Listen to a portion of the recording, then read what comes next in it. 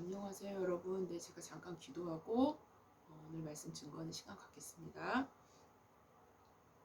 하나님 아버지 감사합니다. 하나님, 벌써 오순절 사순절 기간이 시작이 됐습니다. 하나님, 다시 한번 우리가 예수 그리스도를 묵상하는 시간을 갖고자 합니다. 하나님, 다시 한번 예수님께서 우리를 위해서 무슨 일을 행하셨는지를 하나님, 우리가 다시 한번 알기를 원합니다. 그 사건을 기억하길 원합니다. 하나님, 그 의미가 무엇인지를 알기를 원합니다. 하나님, 항상 하나님, 감사합니다. 하나님, 그 감사가 하나님 마음의 가장 깊은 부분에 고여 있습니다. 하나님, 너무나 감사합니다. 하나님, 오늘도 그 감사함을 힘입어 오늘도 그 감사함의 마음으로 내 사명을 감당하렵니다. 하나님, 말씀 가운데 주님 함께하여 주시고 성령님이 없이는 아무것도 증거될 수 없습니다. 하나님, 주님 임하여 주시옵소서. 감사함 예수님의 이름으로 기도했습니다. 아멘. 제가 기도하면서 오순절이라고 잘못 말씀드렸죠. 네. 사순절 둘째 주입니다, 오늘이. 그래서 제가 사순절에 맞게 말씀을 바꿨어요. 네. 그래서 원래 준비했었던 말씀이 아니라 다른 말씀을 들고 섰습니다. 네. 그래서 오늘 로마서 말씀이 아니라 마태복음 26장 17절부터 30절까지의 말씀을 본문으로 해서 제가 부활절 때까지 쭉 한번 말씀을 따라가고자 합니다. 네, 그래서 과정마다 말씀을 증거하는 시간을 갖도록 하겠습니다.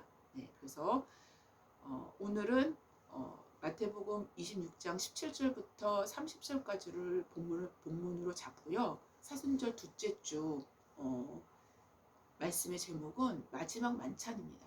네, 그래서 예수님께서 마지막 만찬을 제자들과 함께 하시고 그 다음에 또 겟세마네 동산에 가시고 그 다음에 잡히시고 네, 십자가에 달리시고 네, 이런 과정들을 한번 쫓아갈까 합니다. 그래서 오늘 첫째 시간입니다. 사순절 2주차지만 첫 번째 사순절 설교를 시작하는 걸로 하겠습니다. 네, 그래서 제가 본문을 한번 읽어보겠습니다.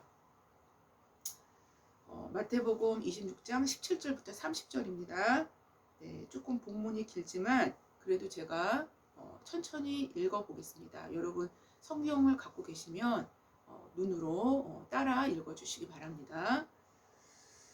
무교절의 첫날에 제자들이 예수께 나와서 이르되 유월절 음식 잡수실 것을 우리가 어디서 준비하기를 원하시나이까. 이르시되 성한 아무에게 가서 이르되 선생님 말씀이 내 때가 가까이 왔으니 내 제자들과 함께 유월절을 내 집에서 지키겠다 하시더라 하라 하시니 제자들이 예수께서 시키신 대로 하여 유월절을 준비하였더라. 저물 때 예수께서 12제자와 함께 앉으셨더니 그들이 먹을 때에 이르시되 내가 진실로 너희에게 이르노니 너희 중에 한 사람이 나를 팔리라 하시니 그들이 몹시 근심하여 각각 여짜오되 주여 나는 아니지요. 대답하여 이르시되 나와 함께 그릇에 손을 넣는 그가 나를 팔리라. 인자는 자기에 대하여 기록된 대로 가거니와 인자를 파는 그 사람에게는 화가 있으리로다. 그 사람은 차라리 태어나지 아니하였더라면 제게 좋을 뻔하였느니라. 예수를 파는 유다가 대답하여 이르되 랍비여 나는 아니지요. 대답하시되 내가 말하였도다 하시니라. 그들이 떡을 먹을 때에 그들이 먹을 때 예수께서 떡을 가지사 축복하시고 떼어 제자들에게 주시며 이르시되 받아서 먹으라 이것은 내 몸이니라 하시고 또 잔을 가지사 감사기도 하시고 그들에게 주시며 이르시되 너희가 다 이것을 마시라 이것은 죄사함을 얻게 하려고 많은 사람을 위하여 흘리는 바 나의 피 곧 언약의 피니라. 그러나 너희에게 이르노니 내가 포도나무에서 난 것을 이제부터 내 아버지의 나라에서 새 것으로 너희와 함께 마시는 날까지 마시지 아니하리라 하시니라. 이에 그들이 찬미하고 감람산으로 나아가니라. 네, 말씀이 조금 본문이 긴데요. 네, 긴 본문 중에서 하나의 주제를 가지고 제가 말씀을 준비를 했습니다. 네. 말씀 시작은 그 이스라엘의 6월절 식사 전통을 여러분께 좀 소개를 해드리면서 설교를 시작할까 합니다. 네, 이스라엘은 니산월, 이스라엘 저기로는 니산월인데 여기 이제 그 태양력으로는 3월이랑 4월 요때쯤 됩니다. 지금 요때쯤 되죠, 그렇죠? 그러니까 지금이 사순절 기간인 거예요. 예. 이스라엘의 6월절 식사 전통은 요거 니산월 니산월 10일에 어린 양을 골라서 격리를 시킨다고 합니다. 네, 어린 양을 골라서 벌써 6월절 전에 그 3, 4일 전부터 어린 양을 격리를 시킵니다. 그래서 니산월 10일에 어린 양을 골라서 격리를 시킵니다. 그런 후에 12일 하고 13일 12일, 13일은 집안에 있는 모든 누룩 집안에 존재하는 모든 누룩 섞인 음식을 모두 다 솎아냅니다. 모두 다 솎아내서 창밖으로 다 버리는 시간이 바로 니산월 12일, 13일입니다. 네. 특별히 요 13일, 그러니까 6월절 바로 전날이죠. 요 13일 오후에는 양을 잡아서 6월절 예식을 본격적으로 준비를 합니다. 네. 다음 날인 바로 14일, 그러니까 니산월 14일이 14일 저녁부터가 그러니까 해진 후부터죠. 해진 후부터 6월절 예식은 시작이 되는데요. 네. 잡은 어린 양의 피를 대문에 각 집안의 대문에 각 가정의 대문에 바르고 고기는 제사장에게로 가져간다고 합니다. 네. 그래서 그러면은 그 제사장은 그 고기 중에서 제사 드릴 부분만을 빼고 고기를 다시 돌려줍니다. 네. 돌려받은 고기로 한 가족이 일주일간 먹게 되는 거죠. 네, 바로 이 일주일간 기간은 무교절 기간입니다. 네, 이거를 제가 잠깐 말씀드린다면 니산월 14일은 6월절이고요. 니산월 14일, 그러니까 6월절 바로 다음 날인 니산월 15일부터 일주일간을 무교절로 지냅니다. 네, 그래서 15일, 16일, 17일, 18일, 19일, 20일, 21일까지가 무교절 기간입니다. 네, 이렇게 지키는 것이 원래 그 성경에 기록된 그대로입니다. 네, 근데 이제 그 역사가 너무 기니까 이렇게 지나가면서 조금씩 이렇게 변형이 되긴 합니다. 네, 여하튼 그렇게 지키는 것이죠. 네, 그래서 그 일주일간 그 무교절 내내 이렇게 먹게 되는 것입니다. 어린 양의 고기를. 네. 바로 이 어린 양의 고기와 쓴 나물과 그리고 누룩 없는 떡, 그리고 포도주 4잔, 포도주 4잔과 함께 먹게 되는 예식이 6월절 예식입니다. 네. 그 첫 잔은 4잔을 먹는다고 그랬죠. 첫 잔은 가장이 축복 기도를 한 후에 가족들에게 이렇게 돌리기 시작을 하죠. 그리고 손을 다시 씻고 가장이 다시 기도한 후에 쓴 나물에다가 죽과 같은 하루세스라는 것이 있다고 합니다. 죽같이 걸쭉한 그거를 쓴 나물에다 발라서 가족들에게 돌리면서 같이 함께 먹습니다. 네. 그리고 그 다음에 고난의 떡이 뭡니까? 그게 무교공이에요. 무교절이요. 고난의 떡, 그 누룩 없는 무교 전병을 세 겹으로 포개어서 들고 묵상을 한 후에 반씩 나누어서 어린 양의 고기와 함께 먹습니다. 어린 양의 고기와 함께 먹습니다. 여러분, 고난의 떡과 어린 양의 고기는 함께 먹습니다. 6월절 예식이 굉장히 상징적이고 저도 이번에 이거를 다시 한번 묵상하면서 너무너무 많이 회개를 했어요, 여러분. 포도주는 그 과정마다 포도주를 먹죠, 중간중간에. 그래서 어린 양 고기와 함께 먹게 되고요. 다시 둘째 잔을 가장에 돌립니다. 축복 기도를 한 후에 손을 씻고 다시 기도한 후에 시편 114편을 읽습니다. 그걸 노래합니다. 그 다음에 다시 세 번째 잔을 돌립니다.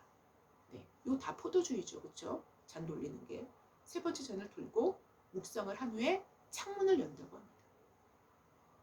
마지막으로 네 번째 잔을 또 가정에 돌립니다. 그리고 시편 115편, 116편, 117편, 118편까지 이 네 개의 시편을 함께 노래하면서 6월절 예식이 끝이 난다고 합니다. 근데 여러분, 이 어린 양의 피를 대문에 바르고 그 다음에 어린 양의 고기를 일주일 내내 먹는 것입니다. 6월절 예식뿐만 아니라. 그리고 그 중간중간에 그 예식의 중간중간에는 4번씩이나 포도주 잔을 들죠. 예, 포도주는 여러분 잘 아시다시피 예수 그리스도의 보혈을 상징하는 것입니다. 뿐만 아니라 전통적으로 포도주 잔은 고난의 잔을 의미합니다. 예수님도 그런 의미로 마태복음에서도 사용을 하셨죠. 여러분, 고난의 잔과 예수 그리스도와 함께 동행하는 것은 함께 가는 것입니다. 그분의 살과 피를 먹는 것은 고난의 잔과 함께 가는 것입니다. 예수 그리스도의 피를 힘입어서 예수 그리스도의 그 보혈의 힘의 말하자면 이익, 우리가 받을 수 있는 그 이익만을 우리는 지금까지 생각해 왔습니다. 그러나 고난의 잔을 함께 마시며 간다라는 것은 예수 그리스도의 보혈을 상징되는 성만찬의 포도주 잔을 든다는 것은 곧 고난의 잔과 함께 동행한다는 의미를 갖습니다. 그분의 고난에 동참한다는 의미를 갖는 것이죠.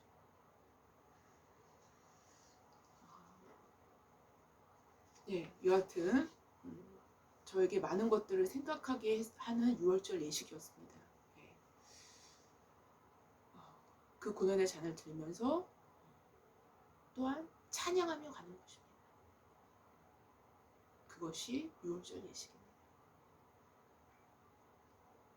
바로 이렇게 진행되는 6월절 식사를 마지막으로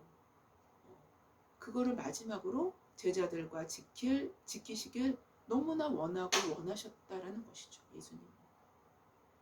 예수님은 누가복음 22장 15절에서 자신의 심경을 이렇게 밝힙니다. 내가 고난을 받기 전에 너희와 함께 이 6월절 먹기를 원하고 원하였노라 라고 예수님 자신의 심경을 밝히십니다. 그렇다면 우리가 다시 한번 생각해 봅시다. 예수님께서 왜 십자가를 지시기 전에 제자들과 6월절 먹기를 그토록 원하고 원하셨는지, 너무나 예수님이 원하셨다는 거예요. 당연하게 생각할 수 있는 것은 아주 중요한 메시지를 제자들에게 주시길 원하셨던 거예요. 너무나 중요한 메시지를. 유대인의 유월절이 그리스도인들의 성만찬이 되어줄 수밖에 없는 그 이유. 즉 구약의 언약의 연속선상에서 성취되어지는 언약의 성취를 제자들에게 밝힐 수밖에 없었다는 거예요. 만약 예수께서 고난을 받으시기 전에, 십자가를 지시기 전에 제자들과 유월절 식사를 하지 않으셨다면 제자들은 십자가의 의미를 명백히 몰랐을 것입니다. 그분의 죽음의 의미를 이해할 수 없었을지도 몰라요. 곧 제자들과 마지막으로 가졌던 유월절 식사는 코앞으로 다가온 그리스도의 죽음이 어떠한 의미를 지니는 것인지 제자들에게 가르치시고자 했었던 것임은 분명합니다. 내가 이제 죽을 텐데, 십자가에 달려서 비참하게 죽을 텐데 이 죽음의 의미가 무엇인지를 너희는 알고 있어야 된다는 것이죠. 더 나아가 오순절 성령의 임하신 후에, 오순절 다락방에서 성령 임하신 후에, 주의 진리의 영이신 성령께서 임하신 후에, 제자들에게 임하신 후에 예수께서 마지막 유월절 식사 때 그분이 행동하시고 그분이 말씀하시고 그분이 그들에게 보여주셨던 모든 것들이 하나하나가 다 계시였다라는 거예요. 하나하나가 다 엄청난 계시를 의미했다라는 것을 그제서야 성령에 의해서 깨닫습니다.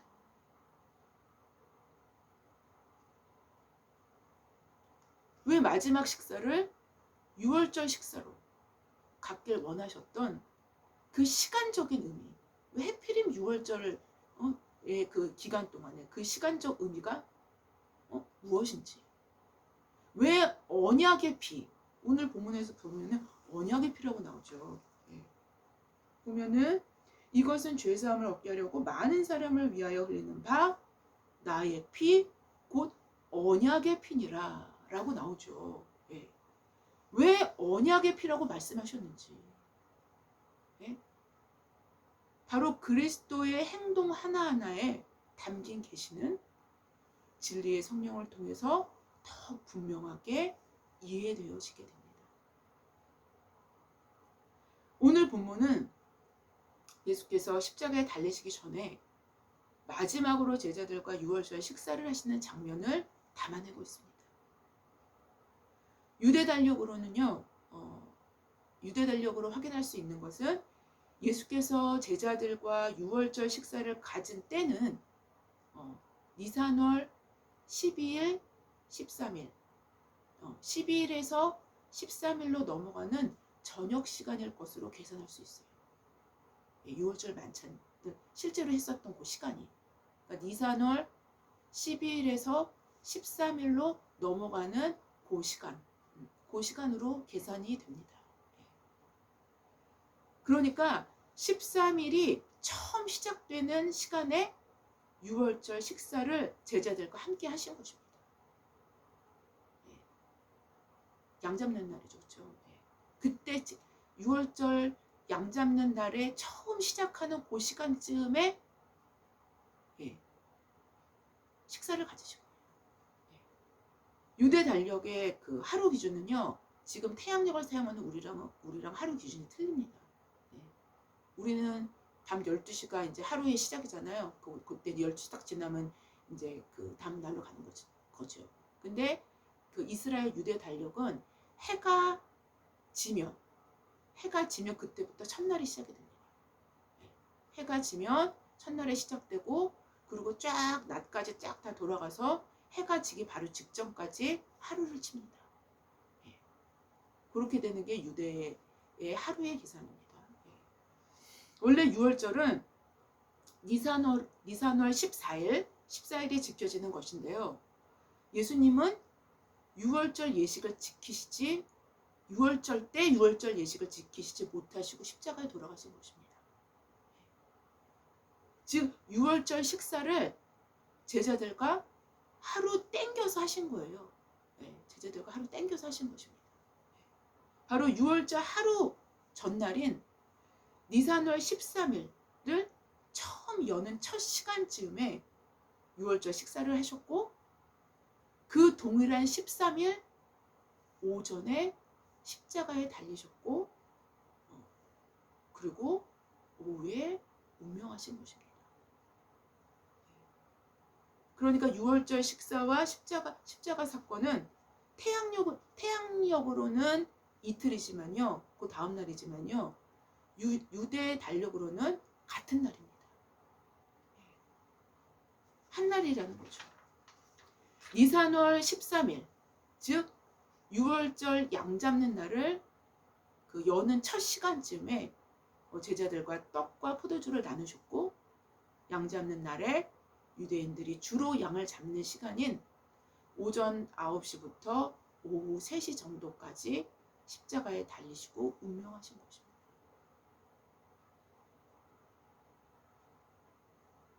너무나 명백하게 자신을 계시하신 것이죠. 오늘 본문인 마태복음 26장 17절 이하에는 무교절 첫날에 제자들이 예수께 나와서 이르되 유월절 음식 잡수실 것을 우리가 어디서 준비하기를 원하시나이까? 라고 기록이 되어 있어요. 그렇죠. 근데 전통적으로 무교절 첫날이면 제가 아까 말씀드렸던 것처럼 유월절 다음 날인 니산월 15일을 얘기해요. 니산월 15일을 가리킵니다. 성경에서 기록된 그대로 계산을 한다면. 그러나 유대인들의 파란만장한 역사적인 그런 많은 고난 때문인지 어쩐지는 잘 모르겠지만 유월절과 무교절은 거의 이 사람들의 그 역사 속에서 상호 교호적으로 지켜졌어요.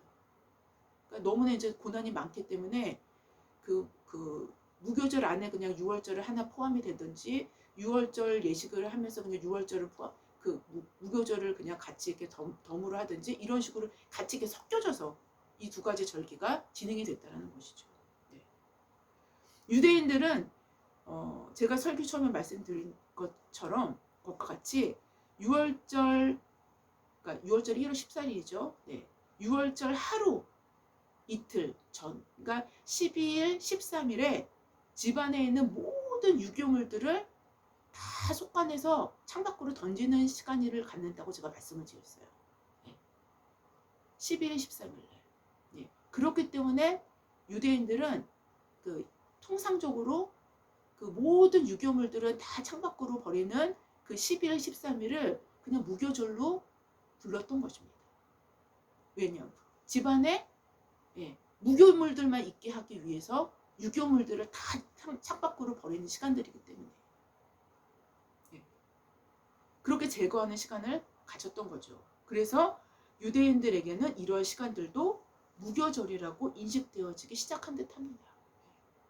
바로 오늘 본문의 무교절 첫날은 유대인들이 집안의 모든 유교물들을 제거하는 시간인 12일로 보는 것이 합리적입니다. 그런데 요한복음의 증언으로 다락방에 모인 그 시간은요, 니산월 13일입니다.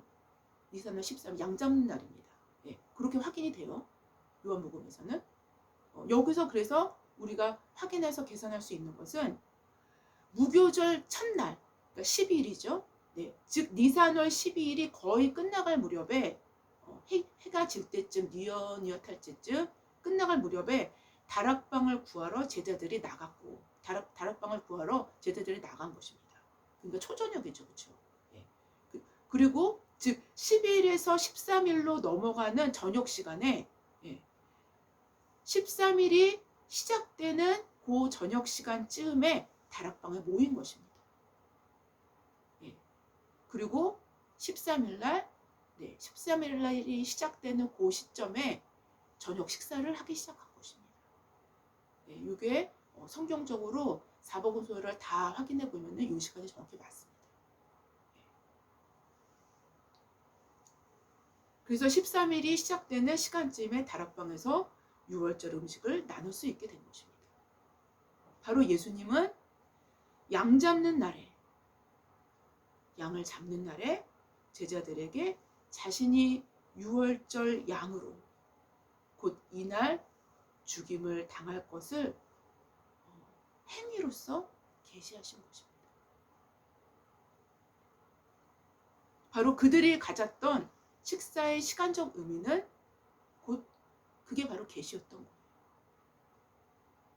주님은 명확한 계시를 주시기 위해 시간을 맞추셨던 것으로 우리는 볼 수도 있습니다.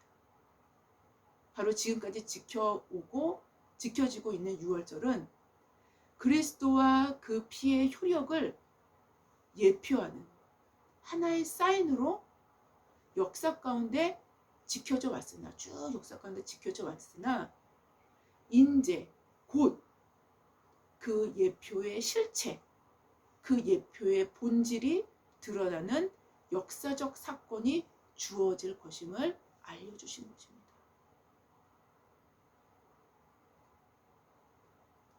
본질, 실체를 예표했던 예표에도 양의 피와 양의 살은 중요한 의미를 가졌어요. 어린 양의 피는 죽음의 사자를 넘어가게 하는 유일한 요소가 되게 합니다. 출애굽 당시 장자 죽음의 재앙을 피할 수 있는 유일한 무기는 하나님의 말씀을 믿고 진짜로 순종하는, 실제로 자신의 집의 문설주와 좌우 임방에 양의 피를 바르는 그 순종함, 하나님 말씀 믿고 그대로 이제 순종했었던 사람들, 자신의 양의 피를 잡아서 문설주와 좌우 임방에 바르는 그 순종함의 행위를 실행할 때에만 죽음을 면할 수 있었다라는 것이죠. 더 나아가 그렇게 자신의 집의 문설주의 좌우 임방에 피를 바르고 모인 식구들은 반드시 그 집안에서는 무슨 일을 했었냐?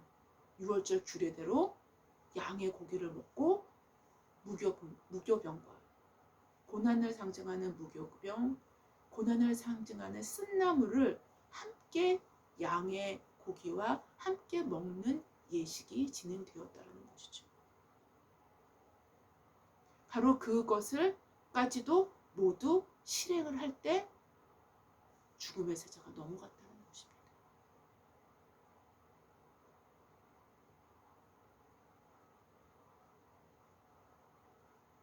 이러한 상징물들과 상식적 예식은 제자들과의 유월절 만찬 때 그대로 실체화되어서 예수님은 말씀하시고 행동하시기 시작한 것입니다.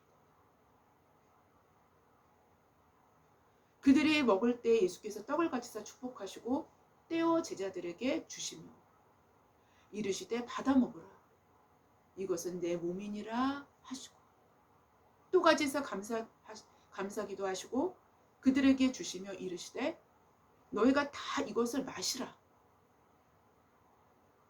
라고 오늘 성경 본문은 기록하고 있습니다. 제가 아까 말씀드렸듯이 예수님의 살과 피를 먹는다는 것은 예수님의 고난에 완전히 동참한다는 의미를 갖습니다. 전통적으로 말씀드렸듯이 포도주 잔은 고난의 잔을 의미합니다. 우리는 항상 교회에서 성찬식을 함께 하죠. 바로 그 의미를 갖고 있는 거예요.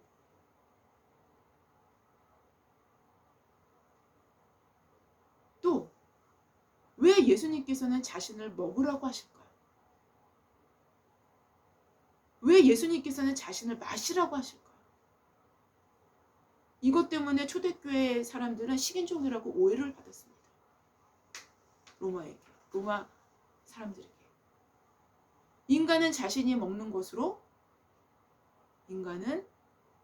자신이 만들어집니다. 음식은 자신이 되어집니다. 현재의 자신은 자신이 어떠한 것을 먹어봤는지에 대한 결과물입니다. 따라서 그의 음식은 그를 만듭니다. 그를 뼛속 깊이, 그의 세포 하나하나까지 관여하는 것은 음식입니다. 예수님이 우리의 참된 양식이요 음료가 되시겠다라는 것은 바로 그분 자신으로 우리의 뼛속 깊이까지, 우리의 세포 하나하나까지 우리를 자신의 것으로 만드시겠다는 것입니다.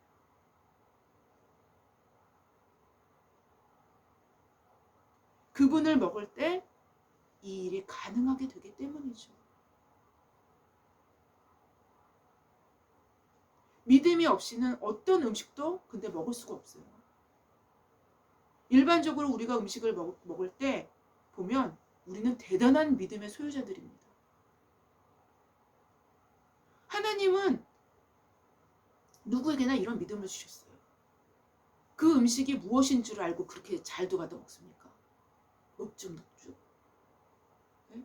독이 들어가 있는지 다 일일이 확인하고 먹는 사람 거의 없습니다. 오히려 그런 식으로 먹는 사람은 좀 이상한 사람이라고 그래요. 그냥 믿고 그냥 다 먹어요. 넙죽넙죽 다 먹습니다. 독이 들어간 음식을 먹으면 죽을 수도 있는데 말입니다. 대단한 믿음을 갖고 있어요. 인간은. 반면에 내 살은 참된 양식이요 내 피는 참된 음료라고 말씀하신 예수님께는 일반 음식을 믿는 믿음보다도 훨씬 더 못한, 터무니없이 모자란 믿음을 갖고 있지는 않은가라는 것입니다.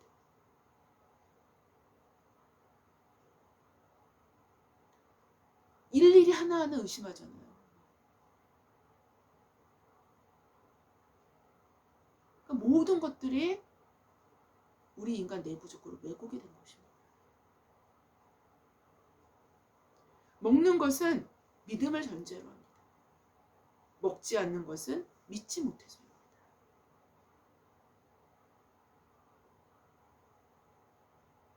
여하튼 특별히 다음 구절은 이렇게 말씀하십니다. 이것은 죄사함을 얻게 하려고 많은 사람을 위하여 흘리는 바 나의 피 곧 언약의 피니라 라고 아주 중요한 말씀을 하시죠. 죄사함은 피에 달려 있습니다. 죄사함은 피에 달려 있어요. 레위기 17장 11절 하반절에는 이런 말씀이 있죠. 생명이 피에 있으므로 피가 죄를 속하느니라 라고 기록합니다. 바로 생명의 피에 있으므로 피가 죄를 속하느니라 라는 이 명제는 하나님의 모든 인류를 다스림의 대원리가 됩니다. 굉장히 중요한 말씀이에요. 이 말씀. 생명의 피에 있으므로 피가 죄를 속한대요. 따라서 누군가가 죄를 지으면, 누군가가 죄를 졌어요. 누군가가 죄를 지으면 그 죄를 속하기 위해서는 그 자신의 피를 흘리는 죽음이 반드시 따라오게끔 되도록 하나님이 그 원리를 우리 이 창조를 그렇게 만드셨다는 거예요. 그 죄를 속하기 위해서는 그 자신의 피를 흘리는 죽음이 따라올 수밖에 없게 됩니다.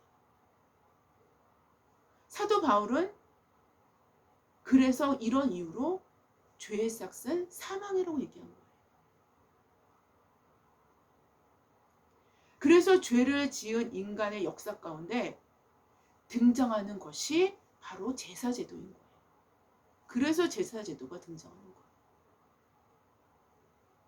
그 죄 지은 사람을 대신해서 동물이 대신 죽는 것이죠.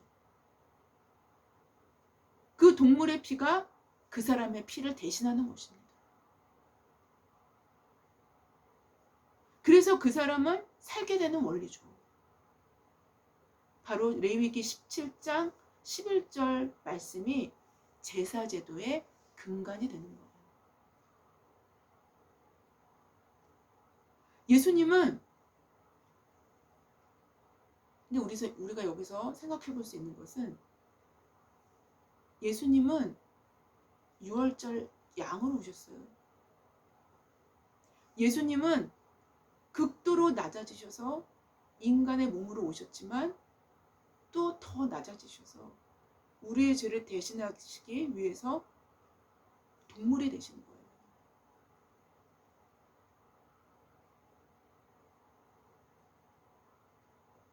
동물의 자리까지 낮아지죠.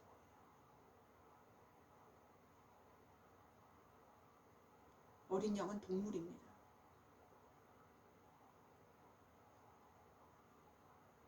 유월절 어린 양은 극도로 낮아지신 하나님 자신을 하나님 스스로가 계시하신 거예요.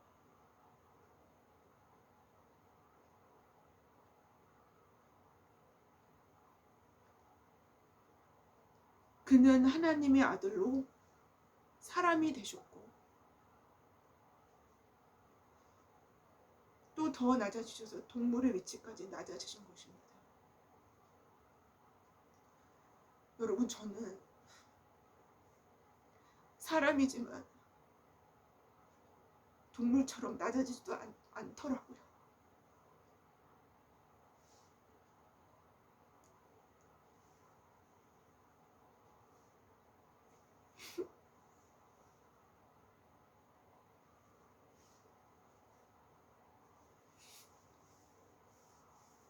여하튼 예수님은 제사함을 얻게 하려고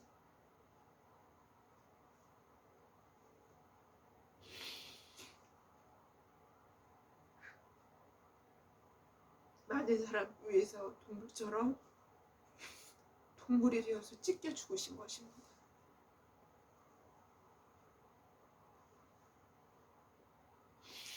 그런데 바로 이런 대신 흘려주신 대속의 피는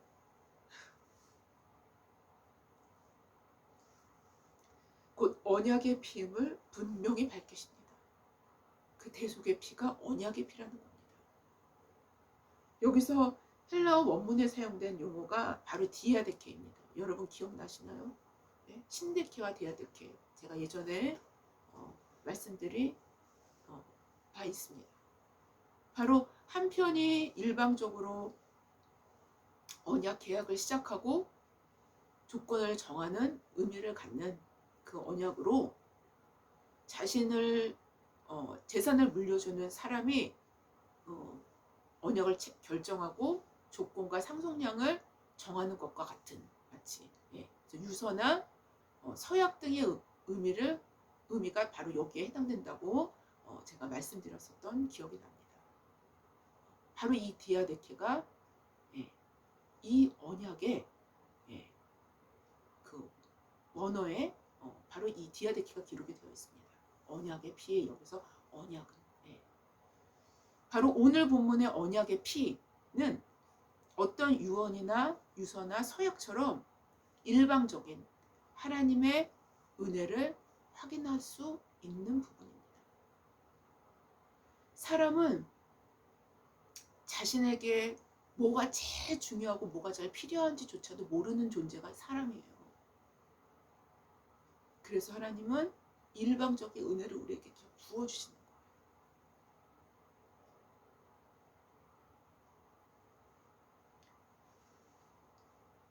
하나님이 되려 인간을 위한 제물이 되어지는 이 놀라운 약속을 일방적으로 취하셨고 또 그 약속을 온전히 이루신 것입니다. 십자가는 곧 언약의 피임을 제자들에게 알리신 것입니다.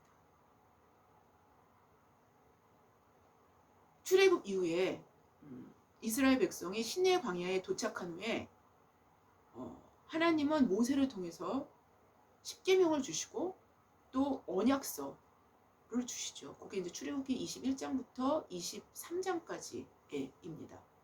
출애굽기 20장에는 십계명 주시고 그 다음 장에 21장부터 22장, 23장까지는 언약서입니다.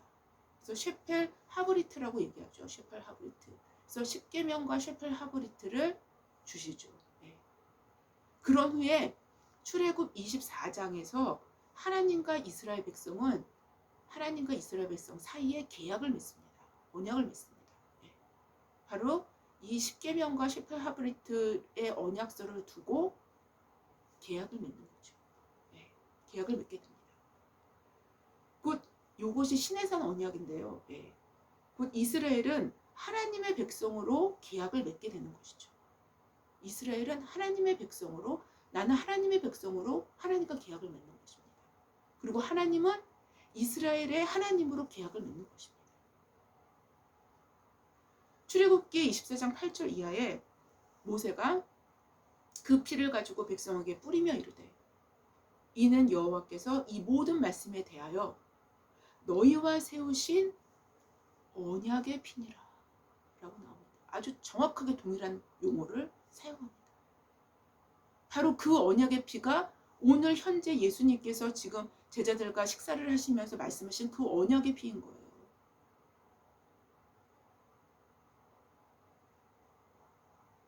언약의 피니라라고 출애굽기 24장 8절 이하에 기록되어 있습니다. 즉 언약의 피는 이스라엘 역사적인 의미로는 하나님 백성으로 생명을 담보로 하는 계약이 체결이 됐다라는 의미를 갖고 있어요. 피로 맺은 하나님의 언약 백성임이 체결됐다는 것을 가리키는 것입니다. 바로 이런 역사적인 의미를 담고 예수님은 마치 언약의 새로운 갱신을 하는 듯이 말씀하시는 것이 오늘 본문이라는 거예요.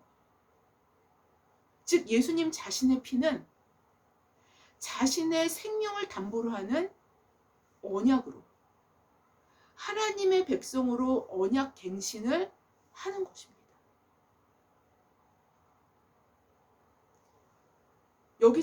여기에는 영적인 이스라엘도 당연히 포함이 되죠. 바로 예수 그리스도의 십자가는 하나님의 언약 백성됨을 하나님 자신의 피로 언약을 강화시킨 강력한 계약인 것입니다. 하나님 자신의 피로 언약을 이루 말할 수 없이 강화시킨 거예요. 그게 바로 예수님의 피로 맺은 뭐예요? 언약의 피인 거예요. 바로 이 언약의 피를 믿는 자는 곧 아들의 피로 맺은 하나님의 백성이 되는 것입니다. 하나님의 백성일 뿐만 아니라 모든 죄를 사하는 대속적인 피라는 의미를 갖고 있다는 것이죠. 예수님의 피는 이 두 가지 의미를 갖고 있습니다. 크게. 결국 유월절 만찬 때 예수님은 구약의 유월절로 예표된 그 어린 양으로서의 대속적인 피와 시내산 언약의 하나님 백성으로서의 언약의 피, 하나님 백성으로서의 맺어지는 피인 거예요. 이거는 언약의 피는. 피의 의미를 제자들에게 말씀하시는 거예요. 바로 앞으로 몇 시간 후에 흘리게 될 그 예수 그리스도의 그 나의 피는 곧 이러한 피임을 제자들에게 계시하시고 계시는 겁니다. 언약의 피는 그 언약을 맺는 자에게 반드시 책임이 부여되는 것이 바로 이 언약이에요. 그 출애굽기 시내산 언약도 언약서와 십계명으로 그 언약이 체결이 되는 것이 아닙니까? 그 원리는 동일해요. 네? 언약을 맺는 자에게 반드시 책임이 따른다는 것을 의미하는 거예요. 언약의 피는. 무슨 책임이요? 그 하나님의 말씀에 순종해야 될 책임입니다.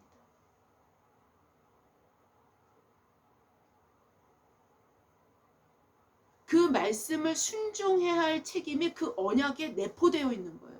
그 언약 자체에 거기 들어가 있는 것입니다.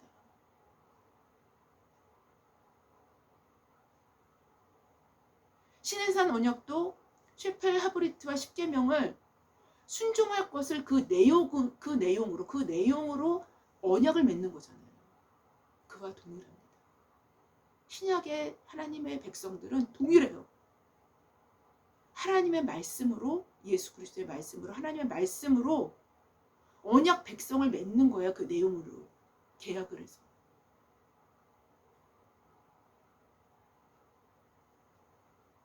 바로 이것이 언약 백성의 의미인 거예요. 여러분, 우리는 언약 백성이에요. 예수 그리스도의 피값으로 얻은 언약 백성이에요.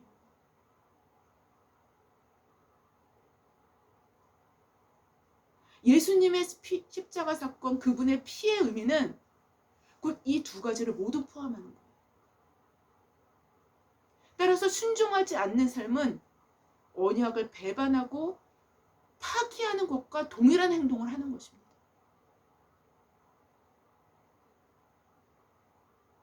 의도적으로 자기가 막 파기하려 드는 거예요. 이미 예수님은 마지막 유월절 식사를 제자들과 가지시면서 이 모든 말씀을 너무나도 상징적으로, 너무나도 계시적으로, 너무나도 간결하게 말씀하셨던 거예요. 그 예수님의 그 말씀에 이 모든 것들이 다 포함이 다 되어 있는 거예요. 그 용어 하나하나.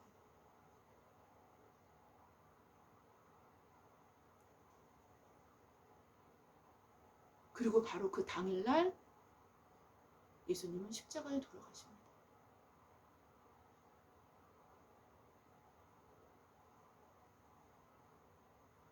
아무쪼록 주님의 대속적인 피를, 그 이익을 우리가 충분히 얻으심으로 바로 거기서부터 힘을 제공받아서 언약 백성의 본분을 온전히 감당할 수 있는 저와 여러분이 되시기를 주님의 이름으로 기도합니다. 제가 기도하겠습니다. 하나님 감사합니다. 오늘은 말씀이 좀 길었지만 너무 중요한 말씀이어서 이거를 끊을 수가 없었습니다. 하나님, 그리스도의 피의 의미를 우리가 다시 한번 생각해 봅니다. 거기에 다 들어있었습니다. 우리가 몰랐습니다. 거기에 다 주님께서 이미 계시하셨고 이미 말씀하셨는데도 하나님, 우리는 생각하지 않았습니다. 하나님, 그 피의 의미를 우리가 다시 한번 기억하고 하나님의 언약 백성으로서 보혈을 의지하여 우리의 순간순간 짓는 모든 죄를 사함받고 그래서 거룩하게 하나님 앞에 섬으로 하나님의 거룩한 언약 백성으로서의 책임을 감당할 수 있는 우리 모두가 될 수 있도록 주님 인도하여 주시옵소서. 감사하며 예수님의 이름으로 기도했습니다. 아멘. 감사합니다.